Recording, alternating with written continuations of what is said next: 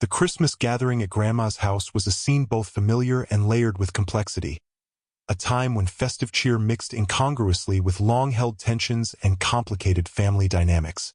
The house, nestled on the edge of a sleepy town wrapped in winter's quiet embrace, was ornamented with decorations that sparkled under warm lights. Tinsel adorned the tree, red ribbons hung on the walls, and the aroma of cinnamon, pine, and freshly baked cookies filled the air, a sensory invitation to joy and connection. Inside, generations gathered beneath the peaked ceiling of the living room, their breaths visible in the cold air that seeped through the old windows. The great fireplace crackled, casting dancing shadows upon the family portraits that lined the walls, silent witnesses to the passage of time and countless holidays past. Around the room, conversations fluttered, some light-hearted, others tinged with awkwardness, interweaving tales of the year's events, shared memories, and heartfelt wishes for the future. At the center of the gathering was Grandma herself, a figure of strength and warmth, whose presence commanded respect and affection. Her silver hair was swept back in a neat bun, her eyes sparkling with the mischievous glow of someone who knew the family's secrets and tolerated its flaws with patience.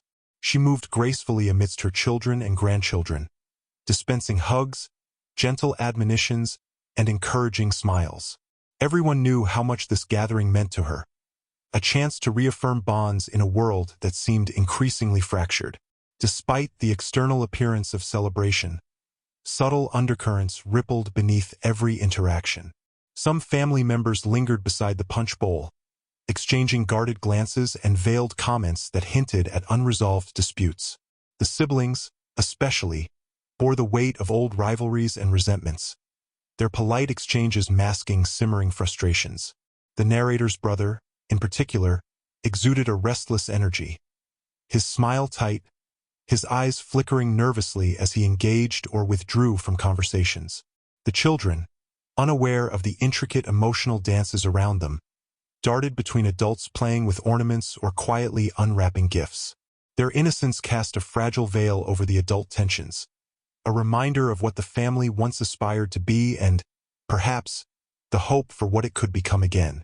As dinner was prepared in the kitchen's warm light, the aromas of roast turkey, spiced ham, and mashed potatoes wafted increasingly through the house, signaling the promise of plenty and tradition. The long dining table, polished and set with Grandma's best china, awaited the gathered family. Place cards, carefully handwritten, indicated the hopes of orderly harmony, though it was clear that some seats would be charged with more emotional weight than others. Guests drifted in and out of rooms, some finding solace in quiet corners to avoid difficult conversations, others engaging in spirited debates over politics, family choices, or what the holiday truly meant. The cacophony of voices, the laughter, the sighs, the overlapping conversations, wove a tapestry of familial life, messy, heartfelt, and deeply human. Throughout the evening, old photographs were passed around, each image sparking stories both joyful and painful, inviting recollections that illuminated the family's shared history. These moments connected generations but also stirred memories of past conflicts, reminding everyone that beneath the celebrations lay a complex legacy. Amidst this scene of outward festivity, the narrator felt acutely the tension between belonging and alienation. The warmth of the decorations and the promise of holiday joy contrasted sharply with the undercurrent of unease that shadowed interactions. The tightly knit family, gathered in the glow of the season, was simultaneously fragile and resilient, poised on the brink of reconciliation or rupture. That Christmas Eve was more than a holiday celebration. It was a crucible, where love and conflict intertwined. The physical closeness of shared space brought hearts near even as emotional distances fluctuated. It was a gathering of souls bound by blood and history, navigating the complexities of kinship in a world where no family is ever perfect. The scene was set for a night that would test the strength of those bonds, a night when unspoken words might break free, and acts of courage could redefine what family truly meant. The decorations glittered with hope, the table groaned with food, and Grandma's house hummed with anticipation, awaiting the moments that would forever mark this Christmas in the family's memory. As the Christmas night unfolded with its usual blend of laughter, greetings, and the clinking of glasses. A sudden shift in the atmosphere pulled everyone into an uneasy stillness. The warmth of the fire and the comforting glow of fairy lights could not drown out the chill that swept through the room when my brother's voice cut sharply across the festive chatter. With a hiss of contempt and quiet forcefulness, he spat the words, "Get out," directly at me. The phrase struck the room like a thunderclap, the harshness in his tone jarring against the backdrop of holiday cheer. It was not simply a request or a mild rebuke. It was a command loaded with rejection, anger, and exclusion. The way he said it, low, cold, and filled with venom, made clear that it was not intended to be heard as a joke or a passing irritation. It was a definitive act of severance, a statement that pierced the fragile unity the rest of us had been trying to uphold. Everyone in the room instantly became acutely aware of the tension unleashed in that moment. Conversations ceased abruptly. Forks hovered midair, glasses paused on their way to lips, and eyes locked onto the scene unfolding before them. The family, gathered in warmth to celebrate togetherness, was suddenly confronted with a raw and public fracture. My brother's face was a mask of controlled fury. His brows knitted tightly, lips pressed in a thin line as if suppressing further words. His eyes, usually filled with teasing or indifference, burned with a sharp edge that betrayed deep-seated grievances and perhaps fear. It was as if years of unspoken conflict had boiled over in an instant, turning the season of goodwill into a battleground. The immediate reactions varied. Some family members turned away, unwilling or unsure how to intervene. Others exchanged frowns or whispered urgently to nearby relatives, seeking to make sense of the outburst. A few looked at me with a mixture of sympathy and unease, while others seemed to wrestle silently with their loyalties and the discomfort of witnessing such a harsh rejection. I was left momentarily stunned, the words echoing in my mind while emotions surged. Hurt, confusion, and a mix of anger and sadness. The brush of exclusion from my own brother, someone so close by blood yet seemingly so distant in feeling, cut deeper than expected. The room that once felt safe now felt hostile, every familiar face suddenly seeming distant or guarded. Despite the shock, there was a sense that this moment was not isolated. It was the crescendo of tensions that had been simmering silently for too long. Past disagreements, jealousy, misunderstandings, and unspoken resentments had created an undercurrent that erupted now under the pressure of forced togetherness during the holidays. The get out was more than a verbal command. It was a symbol of fractured family ties, a declaration that certain boundaries had been drawn sharply and publicly. It underscored fragile trust and unresolved conflicts, making clear that beneath the surface of the holiday cheer lurked emotions too powerful and painful to stay hidden. In the moments after his words, the silence felt heavy and charged.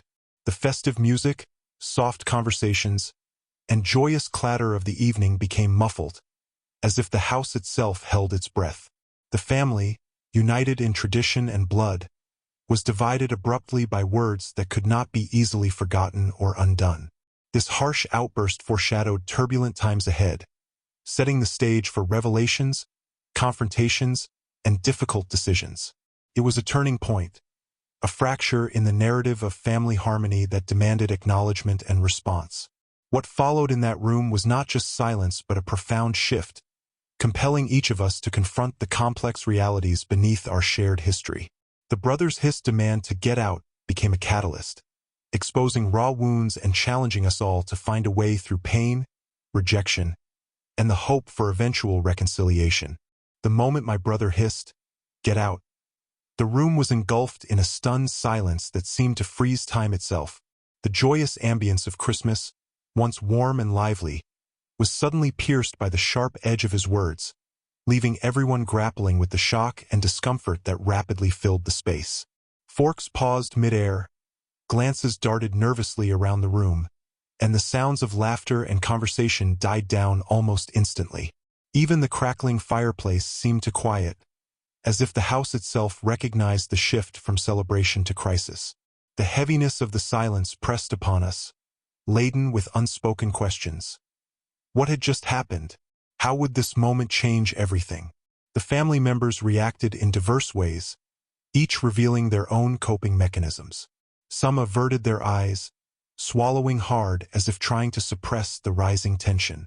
Others exchanged quick, worried whispers under their breaths, scanning the faces of those around them for reassurance or guidance.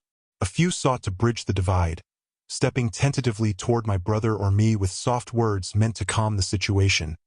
But the rawness of the moment resisted easy resolution.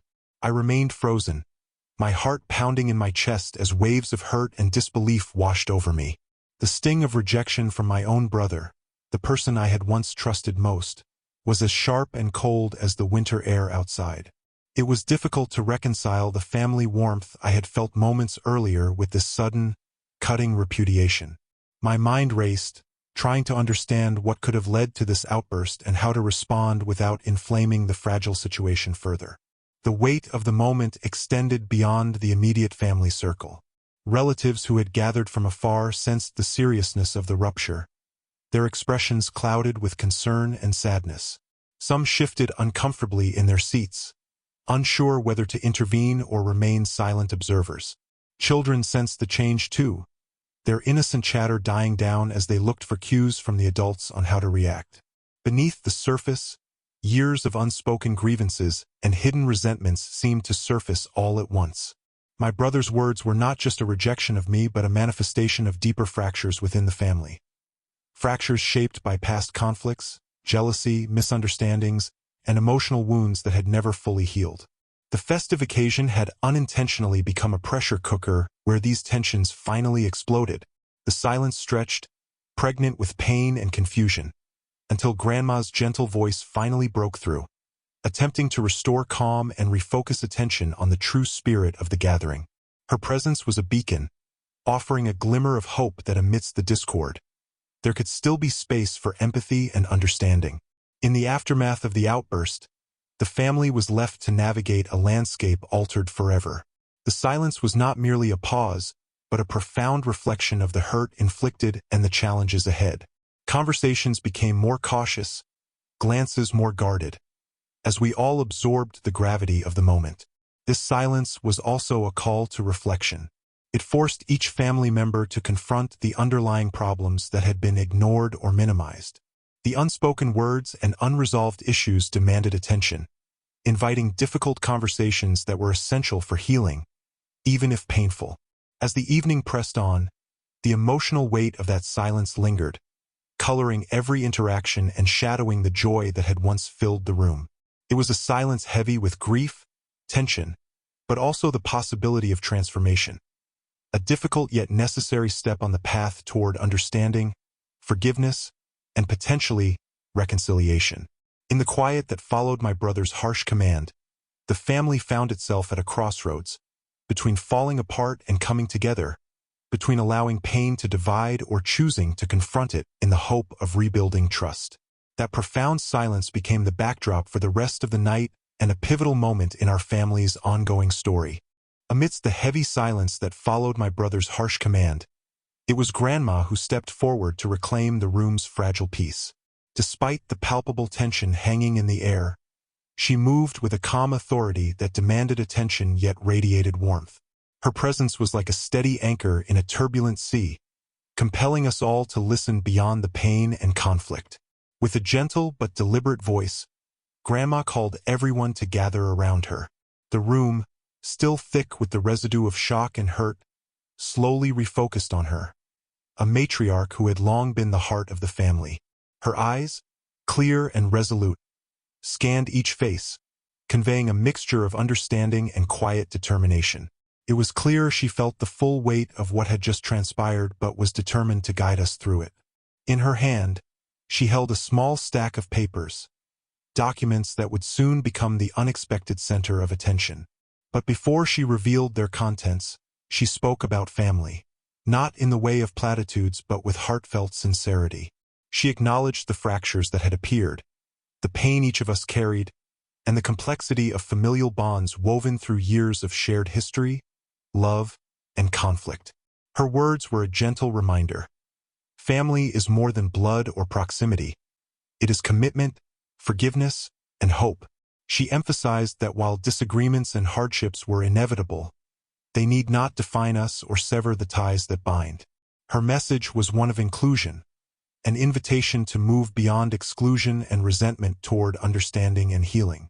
As she spoke, a palpable shift began to take hold, a subtle thawing of the tension that had settled so heavily on the room. Family members who had looked away or held guarded expressions now met her gaze with a mixture of respect and cautious hope. Even my brother's rigid posture seemed to soften imperceptibly under her steady presence. Grandma's intervention was both a balm and a catalyst. It soothed the immediate wounds and poised the family for what was to come next, a revelation that would both honor tradition and unsettle expectations. Her intentional pause before unveiling the deed added gravity to the moment, signaling the importance of what she was about to entrust. With deliberate care, she unfolded the papers and extended them toward me, the deed to her estate. The gesture was quiet but profound, a transfer not only of ownership but of trust, responsibility, and hope for the family's future beyond the fractures of the present. In that moment, she challenged us all to reconsider where loyalty and love truly lie, making clear that her faith was with me despite the conflicts that had surfaced. Grandma's quiet but firm intervention thus became a defining moment of the evening. It bridged the gap between discord and possibility, bringing us face to face with both our vulnerabilities and the strength to move forward. Her actions spoke volumes about the power of patience, wisdom, and the unwavering belief that family, even imperfect and divided, could find a path toward unity. That night, amidst the flickering lights and lingering tension, Grandma held the family together, offering a chance at redemption and new beginnings. Her intervention was a testament to the enduring heart of family leadership, the courage to confront conflict with grace, to bestow trust in the face of division, and to light a way forward through the darkest moments. After the poignant words and the hush that settled over the room, Grandma reached into her handbag and carefully produced a folded document, its edges slightly worn, hinting at years of careful preservation. The air grew thick with anticipation and curiosity as she unfolded the papers, revealing the deed to her estate, a legal testament to her ownership and, symbolically, to the family's shared history and future. Her hands, steady despite her age, extended the deed toward me with quiet solemnity. The gesture was charged with profound meaning, far beyond the simple transaction of passing a piece of paper. It was an act weighted with trust, responsibility, and a call to stewardship that no one present could ignore. As I received the deed, a sensation swept through me, an overwhelming mix of honor, disbelief, and apprehension. This document, carefully inked and legally binding, represented a tangible link to generations who had come before, a place where memories had been etched into the walls, and where the unfolding story of our family would continue to be told. The deed was more than property paper. It symbolized legacy, heritage, and the complex web of family bonds that intertwined our lives. It stood as an emblem of Grandma's faith in me, a commitment to entrust me with preserving not only bricks and mortar, but the essence of family tradition, history, and continuity. Around us, faces reflected a spectrum of emotions. Some wore expressions of surprise, others of discomfort or disbelief, grappling with the implications of Grandma's decisive choice in the midst of recent conflicts. Whispers rippled through the gathering, as relatives processed what the deed transfer meant for existing family dynamics and future relationships. The atmosphere was charged, a blend of reverence and tension, the beauty and solemnity of the deed's physical presence. Its official stamps, signatures, and formal language stood in stark contrast to the raw emotions still coursing beneath the surface. It was an anchor in a sea of uncertainty, anchoring the family's past and future through a single, unifying act. Grandma's action also served as a powerful reminder of mortality, legacy, and the desire to shape what endures beyond one's lifetime. By passing the deed to me, she was not only bequeathing property but articulating a vision of hope, a hope that I could be a source of strength, continuity, and healing within the family. In that moment, the deed became a silent but potent character in our family's narrative. It held the power to spark reconciliation or deepen rifts, to reaffirm bonds or redefine allegiances. The paper in my hands was a tangible touchstone of trust, a responsibility that I sensed would ripple through every future interaction and decision. Receiving the deed amid that charged gathering transformed the evening. The festive backdrop of Christmas lights and music faded into importance, replaced by the gravity of legacy and duty. This was a pivotal moment, both an ending and a beginning, where the past's weight met the future's possibilities. As the room absorbed the impact of the deed's transfer, I felt both rooted and adrift. The document promised a home, a family's story, and a complex web of connections to nurture and protect. It was an extraordinary gift that came with silent demands of care, courage, and an unwavering commitment to honor the trust placed in me that night. The deed, while a mundane legal artifact to outsiders, had become a symbol of hope, challenge, and renewal. It beckoned me to embrace a role larger than myself, one that held the power to heal, unite, or divide, depending on the choices made in the years ahead. This moment, quiet yet monumental, marked a new chapter not only for me but for the family's collective journey. Grandma's decision to entrust me with the deed to her estate was not made lightly. It was the culmination of a deep reflection shaped by years of observing family dynamics, pain, and resilience. When she spoke privately later that evening, her voice carried the weight of both love and resolve as she explained her reasons and wishes behind this profound gesture. She began by acknowledging the complicated bonds within the family, how love and conflict often walked hand in hand, weaving a tapestry of emotions that were sometimes difficult to untangle. Over the years, Grandma had witnessed not only moments of unity and celebration, but also the fractures caused by misunderstandings, grudges, and differing visions of what family should be. Her eyes softened as she spoke about loyalty, not merely a matter of bloodline but of character, empathy, and a willingness to protect and nurture family ties. She had watched me navigate the complexities with patience and grace, often stepping in quietly to heal wounds or reconcile differences when others could not. To her, this quiet dedication was as important as any formal claim to heritage or inheritance. Grandma also revealed a sense of disappointment and concern regarding some family members, including my brother, whose harsh words that night had underscored long-standing tensions. She recognized the pain and fear that fueled these divisions, but was clear in her intention to entrust the estate to someone she believed could best uphold the values and legacy she cherished. She expressed hope that by giving me the deed, she could offer stability amid the uncertainty, a foundation on which the family could rebuild and renew its bonds. Her vision extended beyond bricks and land. She saw the estate as a symbol of continuity, a haven for future generations, and a place where love could be rekindled even amidst past conflicts. Grandma confided that this act was also deeply personal. She wanted to ensure that the family home remained a source of comfort and connection, not contention. By placing it in my care, she entrusted me with preserving not just property but memories, traditions, and the delicate fabric of family life that she hoped would withstand the trials ahead.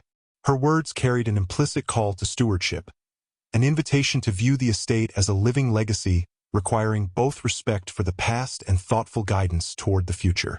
She urged me to be a bridge among family members, to listen more than I spoke, and to lead with kindness and patience.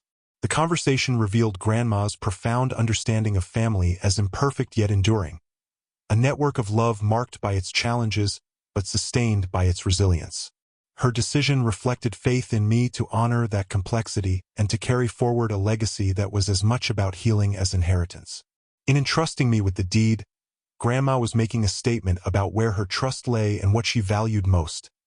Not wealth or status, but the strength of character, devotion, and the courage to face difficult family truths. It was a legacy wrapped in love, responsibility, and the hope for reconciliation. Her wishes and reasons gave new depth to the gift, transforming it from a mere legal transfer to a profound expression of faith and hope. They challenged me to rise to the occasion, not only as the holder of property but as a guardian of our family's heart, a role that would require wisdom, compassion, and an unwavering commitment to the bonds that define us. The sharpness of my brother's words that Christmas night, "Get out," was a surface eruption of deeper, more complicated feelings that had long simmered beneath the family's polite interactions.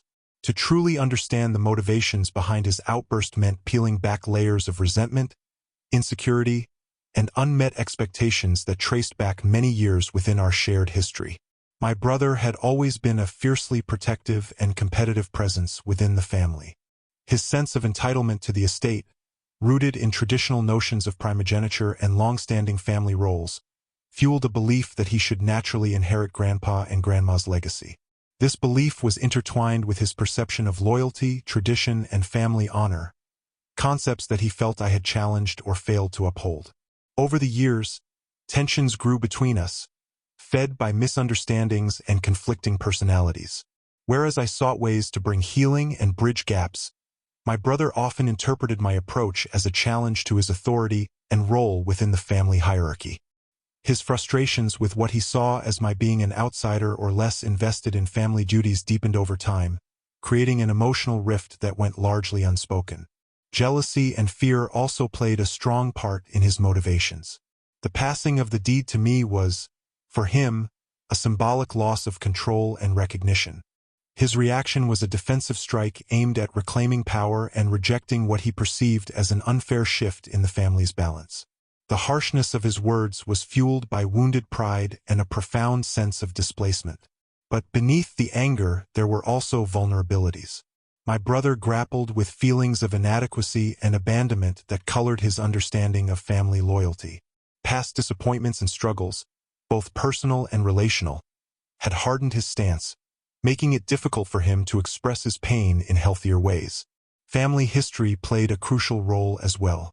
Old grievances regarding inheritance, parental favoritism, and unacknowledged sacrifices fed into a narrative that shaped his view of me as a rival rather than a kin.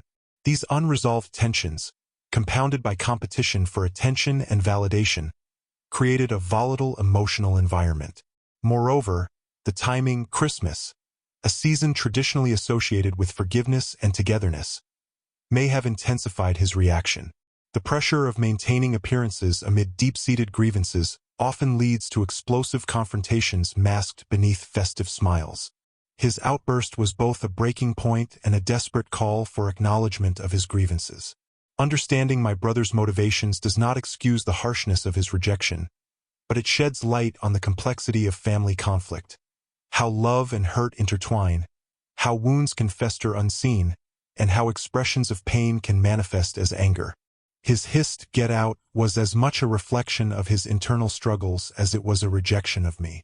The broader family dynamics also influenced his behavior.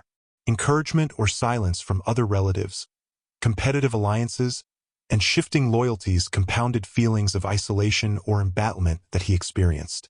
His attempt to assert dominance was both a reaction to personal fears and a strategic move within the family's intricate power play. Ultimately, his actions underscored the difficulty of navigating family relationships fraught with history, emotion, and unspoken expectations. His rejection highlighted not just fracture but also the need for dialogue, understanding, and ultimately, healing, a challenge that would shape the family's journey in the months and years to come. In light of this, my brother's outburst was a painful but honest expression of his place in the family's emotional landscape, a confrontation with loss, rivalry, and unresolved wounds that demanded attention if we were to move beyond conflict toward reconciliation. The moment Grandma handed me the deed to her estate ignited a cascade of reactions across the family, exposing a complex mix of surprise, tension, and unspoken fears. The gathering, already shaken by my brother's harsh outburst, found itself confronted not only with emotional wounds, but with a tangible shift in the family's future. And the implications rippled through every relationship present. Many relatives stared in disbelief, struggling to reconcile the festive occasion with the weight of such a momentous announcement.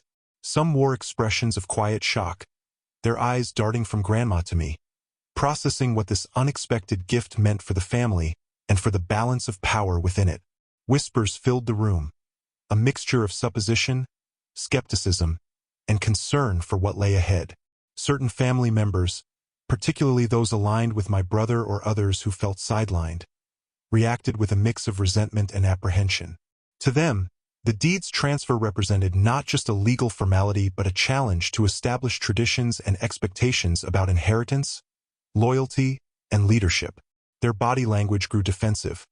Crossed arms, narrowed eyes, and tight jaws signaled a readiness to contest or resist this change. Others responded more cautiously, torn between acknowledging Grandma's clear trust in me and their desire to maintain family harmony. Some approached me privately, offering quiet congratulations mixed with subtle warnings about the challenges I now faced. There was recognition that the role I had inherited was fraught with both privilege and potential conflict. Grandma's decision also sparked difficult questions about fairness and family roles that reverberated beyond the immediate circle. Conversations shifted toward what the future would hold for the estate, for family gatherings, and for the bonds that linked us all. The deed became a symbol of transformation, prompting reflections on how past grievances and alliances might need reevaluation. The atmosphere was charged, as family members navigated a delicate dance between respect for Grandma's wishes and their own emotional reactions. Some tried to mediate tensions, reminding others of the importance of supporting her decisions and fostering reconciliation. Others simmered in silence, their thoughts swirling like undercurrents beneath the surface politeness. The transfer also highlighted generational differences in perception. Older relatives tended to respect Grandma's authority and the symbolic weight of the gesture, while younger members questioned its implications in light of modern values about fairness and inclusion. This generational gap added another layer of complexity to family discussions and future planning. Importantly, the deed ignited reflections on belonging and identity. For some, it reinforced feelings of exclusion or diminished their sense of place within the family. For others, it offered hope for renewed connection and clarity about roles and responsibilities. The estate, once a shared but abstract concept, now embodied deeply personal meanings and emotions. As the evening wore on, it became clear that the transfer would not be a simple matter of legal ownership but a catalyst for ongoing negotiation, dialogue, and perhaps conflict resolution. The family stood at a crossroads, with the deed symbolizing both possibility and challenge, a call to reconcile past wounds with the potential for unity. In essence, the family's reaction to the estate transfer was a mirror reflecting the complexities of our ties. Loyalty entwined with rivalry, love shadowed by pain, and the enduring hope that even through upheaval, we might find a path back to each other. Grandma's decision had reshaped the family landscape, demanding that we confront difficult truths and work toward a future where trust, respect, and mutual support could redefine what it meant to be a family. The deed was more than property. It was a touchstone for transformation, a challenge to heal, and an invitation to redefine togetherness in the face of change. Receiving the deed to Grandma's estate thrust me into a complex whirlwind of emotions, setting off a deeply personal journey of reflection, responsibility, and uncertainty. The gift was both a profound honor and an immense burden, laying on my shoulders a legacy that stretched far beyond legal ownership to encompass memory, family bonds, and the hope for healing fractured relationships. At first, a wave of gratitude and validation washed over me. After years of feeling distant or peripheral within the family's tangled dynamics, this act felt like a powerful affirmation. A clear signal that Grandma saw in me the strength, integrity, and commitment necessary to steward not just the property but the family's fragile unity. It was a recognition I had long sought, wrapped in a gesture as tangible as the embossed paper now resting in my hands. Yet alongside this pride swelled a tide of doubt and apprehension. The deed represented more than a house or land. It symbolized history, emotion, and expectation. I became painfully aware that with this gift came the responsibility to honor those who had come before, to protect the home that held so many loves and losses, and to navigate the complex network of family relationships that had been frayed by years of misunderstanding and conflict. Questions invaded my mind relentlessly. Could I live up to Grandma's trust? Was I prepared to face the inevitable challenges from relatives who might oppose or resent this transfer? How would I balance respect for tradition with the need to foster growth and reconciliation? The gravity of the responsibility felt daunting, and the path forward was anything but clear. The emotional weight was compounded by memories of the tension and rejection that had surfaced earlier in the evening, particularly my brother's bitter demand that I get out. His words echoed in my mind, underscoring the divisions I was now tasked with helping to mend. The deed's transfer reminded me that family is not a simple matter of legalities or bloodlines, but an intricate web of feelings, power struggles, and the enduring quest for belonging. Despite the challenges, a quiet resolve began to take root within me. The gift was a call to action, a mandate to be more than a passive inheritor, but an active participant in shaping the family's future. It demanded patience, empathy, and courage to confront painful truths while seeking common ground. It was an opportunity to transform hurt into hope, division into dialogue. I also wrestled with my own identity in this new role. The deed became a mirror reflecting not only a physical space but who I was becoming, a guardian of legacy and a bridge between past and future. This realization brought a mix of vulnerability and determination, a sense that the journey ahead would test me in unexpected ways, but also offer chance for growth and healing. Practically, the responsibilities loomed large: managing the estate, engaging with family members, preserving traditions, and making difficult decisions about the property and its symbolic role. The deed was a key to a home but also an invitation to leadership, with all its complexities and compromises. Emotionally and mentally, the gift ignited an inner transformation. It invited me to move beyond victimhood or exclusion into a place of strength and purpose. It challenged me to lead with humility, listening deeply to the family's stories and pains, and to honor the legacy entrusted to me with integrity and grace. In the quiet moments after the evening storm, I understood that holding the deed was more than an inheritance. It was a covenant. It bound me to a history rich with love and conflict and to a future that would require resilience and compassion. The gift was both a blessing and a charge, shaping the journey I was about to undertake as custodian of both a home and a family's fragile hope for unity. The events of that Christmas night, the sharp hiss from my brother ordering me to get out, Grandma's calm yet resolute intervention, and the surprising handover of the estate deed, marked a profound turning point for our entire family. This was no simple holiday drama. It was a crucible where old wounds bled openly, and the fragile ties we clung to were both shattered and beckoned to be rebuilt. What unfolded was not just an ending of innocence or ignored conflict, but the fragile, tentative beginning of a complex new chapter, one fraught with challenges yet charged with undeniable potential for healing and transformation. In the days and weeks that followed, the family found itself grappling with deep, unsettling questions. What does it truly mean to belong to a family that has fractured under the weight of jealousy, misunderstanding, and pain? How do we navigate the tenuous path from rejection to acceptance, from bitterness to forgiveness? Is it possible for love and loyalty to endure when trust has been broken so loudly and so publicly? These questions did not yield quick or easy answers. They demanded time, courage, and the willingness to listen, to ourselves, to each other, and to the family's imperfect history. The immediate aftermath saw a fracturing of the family's dynamics.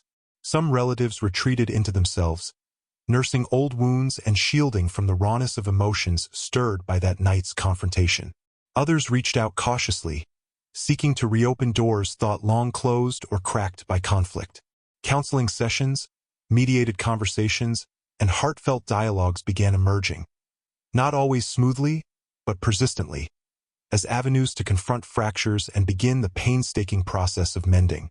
Every small gesture toward understanding and empathy was a hard-won victory against the pervasive silence and avoidance that had allowed resentments to grow unchecked for so long. Grandma's gift, the deed to her beloved estate, transcended mere legal formality.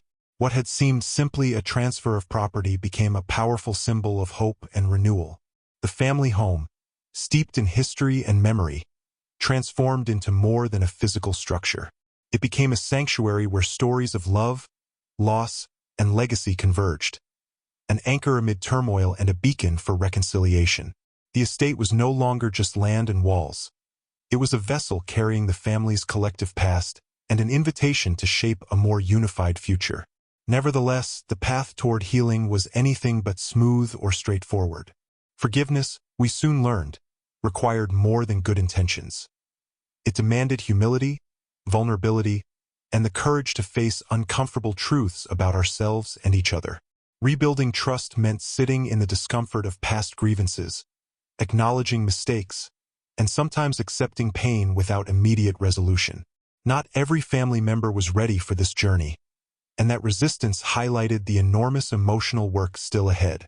Yet even amid setbacks, the commitment of many to confront these challenges underscored the resilience embedded in family ties. An enduring thread woven through joy, conflict, loyalty, and heartache. In embracing these struggles, our understanding of family began to evolve. No longer could we see ourselves merely as blood relatives bound by birthright. Instead, family became a living, breathing network of relationships defined by ongoing choice, effort, and commitment. It was no longer about static hierarchies or inherited roles, but about the willingness to show up, forgive, and support one another despite differences.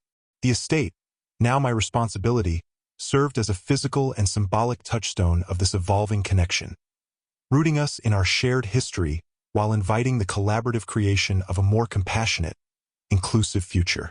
Honoring Grandma's wishes meant accepting both the legacy she left us and the complexity it entailed. It required acknowledging the pain entwined with our memories, the ways in which love had been tested and sometimes strained, and the hope that despite our imperfections, family could remain a source of strength and refuge. The events of that Christmas did not offer tidy resolutions. Instead, they shattered comforting illusions and pressed us to face our collective shadows. But out of this reckoning came a pathway to growth, one paved with intentionality, empathy, and a steadfast hope that fractured bonds could be repaired. As we moved forward, the deed became more than the official document it appeared to be. It was a call to action, a reminder that family is not simply inherited or assumed, but actively shaped through choices made each day. It encouraged us to listen more deeply to one another's hurts and hopes, to forgive more freely, and to prioritize unity even when division seemed easier. In this way, it symbolized the ongoing story of belonging, one that demands courage, patience, and the willingness to lean into discomfort for the sake of collective healing. Ultimately, that Christmas gathering became a crucible of transformation that challenged us all to reconsider what it truly means to be family. It taught us that love is not flawless or unconditional in an abstract sense, but is forged and continually rebuilt through persistence, understanding, and grace. The bonds that tie us, though tested and sometimes frayed, carry the potential to be stronger and richer when consciously nurtured. The legacy left to me was not a simple inheritance but an open-ended invitation, a challenge to be a guardian not only of property but of the family's fragile hope for renewal. The events of that night, with all their pain and promise, offered a chance to rewrite our story, to turn wounds into wisdom, rejection into acceptance, and discord into dialogue. In the end, this story does not close with perfect resolution. Instead, it offers an ongoing journey, one where healing is pursued knowing it may never be complete, but is always worth striving for. It reminds us that family is not a fixed destination but a continuous act of choosing to belong, to forgive, and to love despite all the complexities that come with being human. That Christmas night changed everything and nothing at once. It shattered illusions and created space for new beginnings. It tested the bonds we thought unbreakable and revealed the resilience beneath the cracks. It was a painful reckoning and a hopeful promise that family, in all its messy, beautiful imperfection, remains a place where hearts can still find shelter and belonging if we dare to embrace the challenge.